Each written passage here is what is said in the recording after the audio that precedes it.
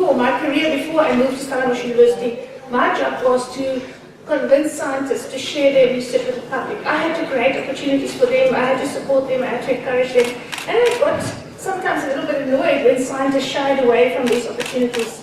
But now, I guess, having joined university about 3 years ago, I'm a little bit on the other side of the fence, and I'm beginning to understand also much better some of the concerns and some of the barriers that scientists face when they try to communicate about their research. But what I'm going to share with you today is really just the tip of the data iceberg of my research project over the last 3 years. I was specifically interested in South African scientists, what makes the difference between those who communicate or don't, and I wanted to specifically look at publicly visible scientists. I decided that if I was going to do research, if I was going to do research in this field, I wanted to focus on scientists who are communicating. Let's start with them. Maybe next time I can focus on those who avoid the communication. But for this round, my focus was on the scientists who are actually communicating. So maybe just as a quick test around the room, who do you think, anybody, who is South Africa's most visible scientist or scientists? Jutta Notes, who else? Lee Berger, who else? Yeah, David Klappersklat, so he's the forensics investigator, yeah? Anybody else? Philip Tobias? Philip Tobias, I can please to see, so, but yeah, definitely, yeah. Well, he was very, very well known in his time. Okay, so it's interesting. You will see, I will share some of what I found in my study with you. So, just one step back. When scientists agree to be interviewed by journalists, or when they tweet, or when they blog, or when they speak in front of a public audience, they are actually exhibiting a kind of human behavior. And like any other type of human behavior, there are lots of factors, quite a complex blend of incentives and impediments that determine their willingness and indeed their ability to participate. We know that the reward structures inside science don't really reward this kind of thing. And as we mentioned before, scientists are motivated to print their articles in peer-reviewed journals and to speak at conferences because that's how they build their reputation as scientists. So what is in it for scientists to engage with the public? What do they get out of it and why do they do it?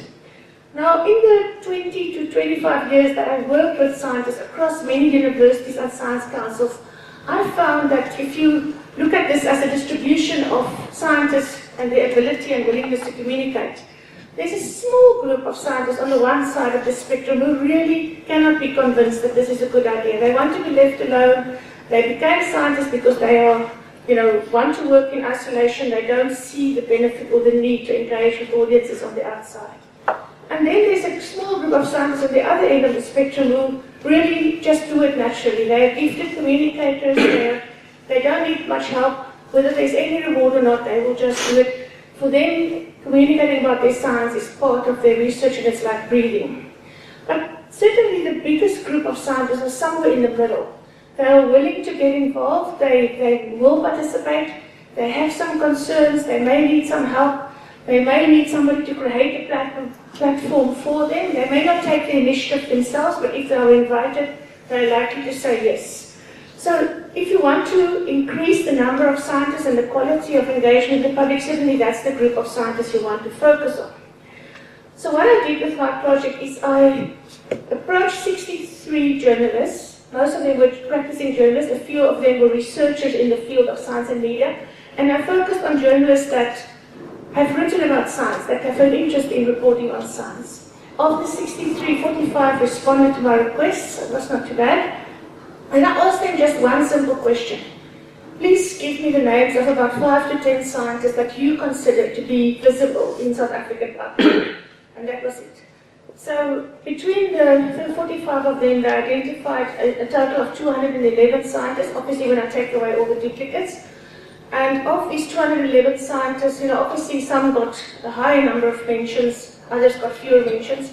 Certainly from that group, Professor Lee Berger emerged at the top as the most visible scientist, and Tim Noakes was in the second place. So that confirmed what you also said. And what I did is I interviewed 30 of them. I focused largely on the ones that came out at the top of the list, the most visible scientists. but I also included some of the others to get a better balance between fields and genders and so on. And the first thing that I noticed when I looked at this list is I didn't ask the journalists to give me the names of the top scientists in the country. I said give me the names of the visible scientists. But clearly there's a big correlation between visibility and being a leading scientist. Almost all of these scientists were either professors or directors of institutes or heads of research institutes. Only one in the top 30 group did not have a PhD, and that was Dave Pepper, and he's well known as a television and radio personality. So, there's interesting research. I didn't look at that specifically, but internationally that has been done that showed the more productive scientists are, so those who publish a lot in the academic world, are also the most engaged with the public. So in a way, it takes away the claim that science communication is too time-consuming, because if the best scientists who produce the most papers can find the time to engage with the public, then certainly it's possible for the others to do it as well. So in my interviews with the 30 scientists, I focused on a number of factors. I'm not going to bore you with lots of theories and models, but just to say that I looked at background factors, things like age and gender and so on. I looked at attitudinal factors, and I looked at the context or the environment where they work, and how all these things influence one another, and then jointly how it translates then eventually into science communication activity. So starting off with age, it was an interesting one. Most of the scientists I spoke to agreed that they became more confident and more experienced and more willing to engage with the media over time. But all of them emphasized the importance of young scientists to get involved, and almost all of them emphasized how they offered opportunities for their students and their younger colleagues to get involved. Professor Valescano said, it is not something that you can switch on later in your career. It is a skill that you have to build throughout your career as a scientist, but also acknowledging that there are some risks for younger scientists and that they need some support, and that they need to know that they have the support of the senior scientists in their group. When it came to gender, only a few of the scientists said that they thought the playing fields were now more or less even. Most of them actually acknowledged that men and women still face very different challenges in terms of becoming recognized as a public expert. Professor Tina Yuko summarized like this: it shouldn't matter whether one is a man or a woman, but as with everything else in our patriarchal society, it does. Women have a hard time wherever they go, and it would be a miracle if this was not an issue in the field of science engagement as well. Another factor I explored was a personality type. Now we often hear people say, some scientists are just not made for the public stage. They should rather be left alone. They will do more harm than good if you expose them to journalists. So that's a thing that's often said, just sort of in conversations. But actually, research into the link between personality type and actual communication behavior is very, very scarce. I could hardly find any studies that have looked at this before. It was interesting to me that most of the scientists I spoke to actually insisted that they were actually introverts and worked really, really hard at cultivating the skills and building up the confidence in order to engage with public audiences. Interestingly, Anusha, who's here today, she was one of the ones who said that she saw herself as an extrovert, but also admitted that they were a rare species as well. The one thing that came across a lot in many of the interviews is this thing of having that X factor, having the passion. And if you have the passion to share your work, that can overcome a lot of the other barriers. Another topic that has not been explored at all, I couldn't find any studies that looked at a link between population group of the scientists and the difference that could make when it comes to public engagement. But in the context in South Africa, it actually emerged as a very important issue. Both in terms of a barrier and a strong motivator. The barrier, of course, is that some scientists feel that there's some bias against women and maybe against black scientists. Other scientists say that today a black scientist has a much better chance of achieving public visibility. So there are different opinions about this. This is Professor Pumla Gabodo Marikesela here at Stellenbosch University, who spoke about the double jeopardy that black women in science face.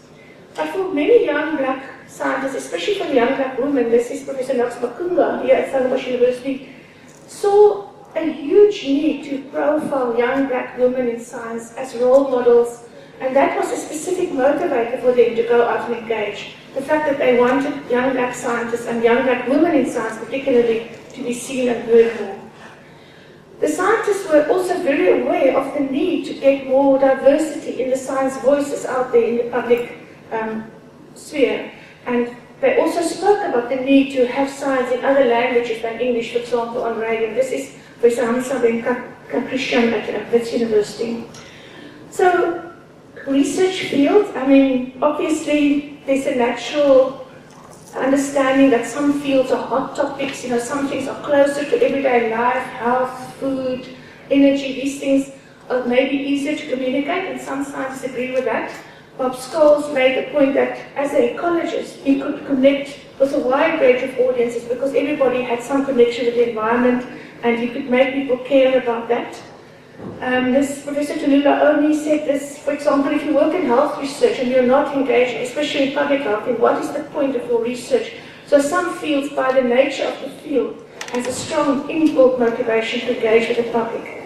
But then interestingly, this Andrew Fulp said, for example, that if you look at the top communicators in the world, for some of the most well-known people like Carl Sagan and Neil deGrasse Tyson, they're astrophysicists. And people are interested in things that are not necessarily close to everyday life and putting bread on the table. And Anisha also mentioned, of course, the example of dinosaurs and how that can fascinate people and be a kind of a route towards getting people interested. In a country like South Africa, it seems that scientists experience very specific, almost a feeling of moral duty, obligation or responsibility to engage with society. Professor Anthony Turton put it like this, science must have a moral conscience, science must serve society. They spoke a lot about being aware that they benefit from public funding and that they must give something back to society, especially given the inequalities in our society, or something that Professor Mary Scholes specifically emphasized. And the idea that the taxpayer who pays for the research has a right to know and deserves to understand what the science is about, was something that Lee Berger also emphasized. Now, in addition to all these goals and objectives, what was really interesting to me is how the scientists spoke about the intrinsic rewards, the sort of abstract rewards, the feeling of doing something good, the feeling of giving something back. Many of them said to me, when they speak to public audiences face to face, or when they stand at a store, in a shopping mall, and people come to them, and especially when children come to them, and ask them about their research, how rewarding they found that. They really loved it when people stayed behind after a talk to come and talk to them some more and really engage with them about their research. Professor Don Cowan put it like this: we are scientists, we love science, we live for science. So getting it out there feels good. The reward is a warm and cuddly feeling that you are doing something good. And this also, some of them admitted there's a bit of ego involved there. They love the public attention, they love the recognition that they got from being noticed and being noticed in the media as well. Professor Jill Ferrand, who works on drought-tolerant crops, emphasized the importance of giving people hope through research and working towards solutions that can really make a difference in people's lives and livelihoods. Many of the health researchers I spoke to said to me that particularly the burden of disease in South Africa, and specifically things like HIV/AIDS, TB, malaria, diabetes, all these things that South Africa has a particularly high prevalence of. For them, that was a strong motivator. This, Mr. Linda Gail Becker specifically said that they experienced that because of the high burden of disease in South Africa, the public is hungry for knowledge, and that motivates them to go out and engage. Something relevant to our conference here is how many scientists mentioned that fighting misinformation was a big motivator for them. They were very aware of pseudoscience and untruths out there, and I never asked any of them about Trump, but almost all of them spoke about Trump. So it is something that scientists are concerned about. Professor Salim Abdul Karim, for example, mentioned here making sure information is accurate and trying to correct some of the misinformation out there. These are major reasons for scientists to communicate. And interestingly, he and several other researchers mentioned how the whole Thabo Mbeki AIDS denialism was a trigger for them to get involved, and they just couldn't keep quiet. And that is the time that they got involved in public communication, and they've sustained that involvement ever since then. But he also told me about, some of the more recent challenges, this concoction called ubijani that is sold as an HIV cure in KwaZulu-Natal, that they investigated and found it was just bottles with colored water sold to people as a cure for AIDS. And he also spoke about how important it was to get the media on their side and that they couldn't fight these scams without the help of the media. Believe me that very well, it is true that top scientists don't just communicate for all these altruistic reasons. They are really intensely aware of the power of communication to attract funding, collaborators, and other resources. Professor Kelly Chibale, for example, said, if we don't explain it to people, how can we expect to support them? And he said to me when I sat in his research unit at UCT that he was convinced that much of the resources and much of the research funding that he has at his group was directly as a result of their consistent effort to communicate as widely as possible what they do.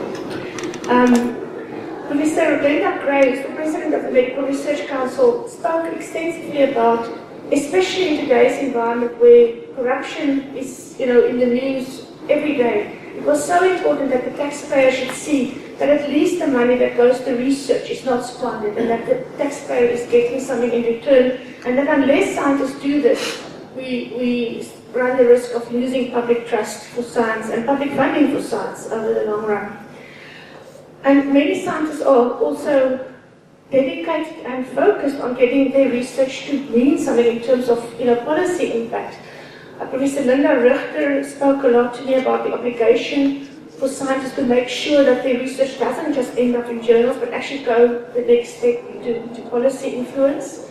Professor Kalula only spoke about her experiences abroad and seeing how scientists who are able to communicate and talk about their research in ways that make people sit up and take notice, how that influenced their careers and how that gave them power to change things. And she said that she thought scientists were much too reactive about communication, that they should be proactive and they shouldn't wait for a crisis to meet, they should be proactive about communicating their work. One of the things that came through a lot in the interviews were the norms. These are the rules that govern scientists' behavior, the ways that scientists are expected to behave. And it was interesting for me, for example, Professor Amanda Gous mentioned this, but many others did too, how they were aware that as communicating scientists, they were almost the exception, that many of their colleagues did not engage with the mass media and that they found it hard to understand. Professor Cheryl Walker spoke about how important it was to be willing to communicate even if your peers or some people higher up in academic circles don't always approve of that. Bob Scholes spoke about this idea that there is something like a so-called media scientist that people then don't think of as a good scientist. And this is interesting because these are some of the perceptions that are still out there, and still the scientists who are most visible in South Africa, according to this group that I studied, they are all leading scientists in some one way or the other. Professor Marcus Burns said, you don't want to be the rock star completely, you want to be rather one of the team. These relate to the Newtonian norms of science, of universalism and communalism and those things, and this is the way that scientists are taught. Don't promote yourself, share the credit with your team members, and so sometimes it's hard for scientists to stand up as individuals.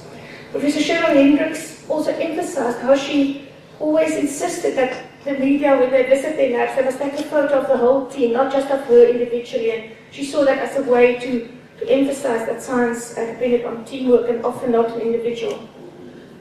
Another theme that came through quite strongly and mentioned specifically by Professor Kathy Albertine is this idea that if you have a strong reputation as a scientist, you are protected against some of the criticism from your peers. If people know that you publish in peer-reviewed journals and you're highly credible, it's safer to go out there and to speak in public as well. Now, Tim Noakes was an interesting interview, as you can expect, because of the intense media exposure that he has had over the last number of years. And I'm not here to make a judgment on his science, but the fact is that he is a A-rated scientist of the National Research Foundation, has been for many years, as far as I know. Of course, understandably, he's a little bit more, I would say, guarded now about working with the media. And he spoke specifically about how hurtful it was, the way his peers treated him in this whole debacle. About the UCT professor who wrote to the Cape Times in an open letter, distanced themselves from him. And he said that whole process for him was like a death threat. He really experienced that very negatively. I thought it would be interesting for this group specifically also to hear what scientists say about the collaboration with the media and how important it is. Professor Linda Becker was one of the most outspoken ones about how important the media was, and she said with a big smile, I'm a media slut, I'm a complete media slut, I'll do anything to get my research into the papers, and we cannot do it. She spoke, for example, extensively about the biannual HIV/AIDS conference and how they invite celebrities there, and she said, we do that conference for one reason only, and that is to get the media there and to get the public attention focused on HIV/AIDS research again. Mr. Kelly Chabali spoke a lot about this idea that when the media calls, it's an opportunity, it's not an interruption, and that scientists should be grateful and use those opportunities to the best of their ability. Professor Tabella Nakon was one of the scientists who acknowledged the changes that's happening in the media. They're aware of the pressures of the media, they're aware of the pressures of the print media, and feeling that they as scientists have a responsibility to work with the media. I did not ask any of them about any individual journalists, but some journalists' names came up quite a lot, including Christina Scott, who some of you will remember. And she said that Christina was her favorite journalist of all times, and how Christina made a difference in her life as a scientist and teaching her to communicate well with the media. Professor Bruce Rubich at Wits had this to say about Elsa de Brits, how he appreciated the fact that she came to an interview well prepared, and that she understood the science and she understood the scientists. Of course, some of them complained about the media as well, and especially about journalists pitching up for an interview without being prepared and not even appearing to be interested at all. Of all the topics that I mentioned and I spoke to them about, perhaps the social media question elicited the strongest reactions. And it's surprising because, remember, I am speaking to scientists who are very visible in the public sphere. Now, a few of the people in this group are very experienced and prolific Twitter users. For example, Tim Noakes, and he has more than 96,000 followers on Twitter. And every time I look, there's a few thousand more. It grows very rapidly.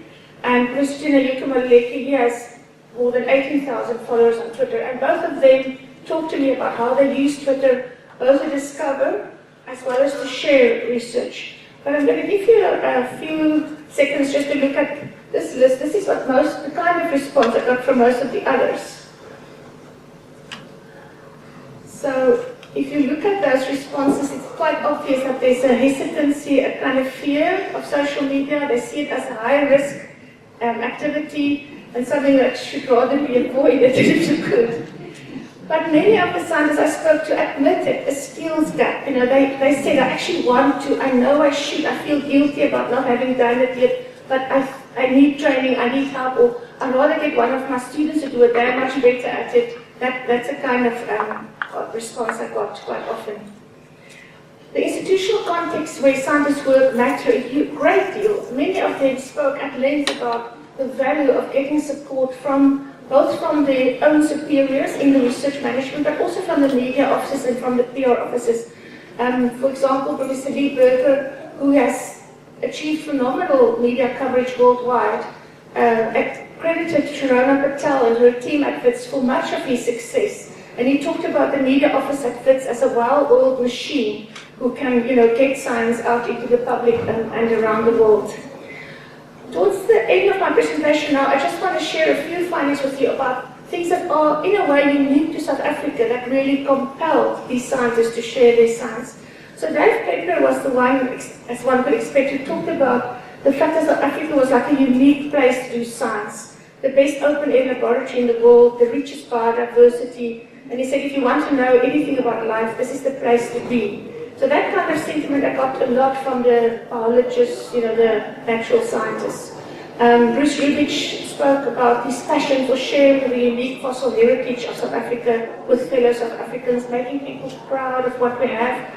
That was also something Francis Thackeray accentuated, and he specifically spoke about how much easier it was nowadays compared to some of the restrictions they faced about communicating about evolution in the previous regime. Hila Sudial spoke about her research as a population geneticists and how people were interested, given South Africa's history, to trace their own roots and how that was a big motivator for them to engage. And Linda Becker said, I can only be a doctor here. I understand our diseases and I feel passionate about finding solutions here.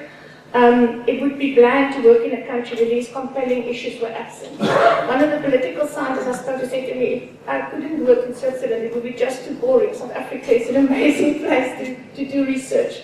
Certainly across the social sciences as well, this idea that there's unique problems, unique challenges, unique opportunities to do research in South Africa. So, despite all of these things, and keeping in mind that I spoke to scientists who are visible already, the idea came through quite strongly that communicating in public is not an easy thing for academics. They have fears, they face some barriers, they face some constraints, and this is just like a word picture of some of the topics that came up most often when I asked them about barriers and constraints. And as you can see, time is still the #1 barrier that the scientists mention when you ask them about what keeps them away from doing more communication. So, if anyone is interested to find out more about this, the first little bit of the research, just identifying the visible scientists, listing the institutions where they are, and discussing the sort of significance of that, is going to be published in the South African Journal of Science in a little bit more than a week. It appears on the 29th of November. So that will be the first article, but there's I believe, still quite a gold mine of information from the research. Just to give you an idea, just the transcripts of the interviews was more than 900 pages. So I hope there will be more findings that I can share, and that some of the things that we can learn from what these scientists said, and the advice that they have for young scientists who want to communicate their research can actually make a difference in future training and policy interventions to promote public science communication in South Africa. Thank you very much.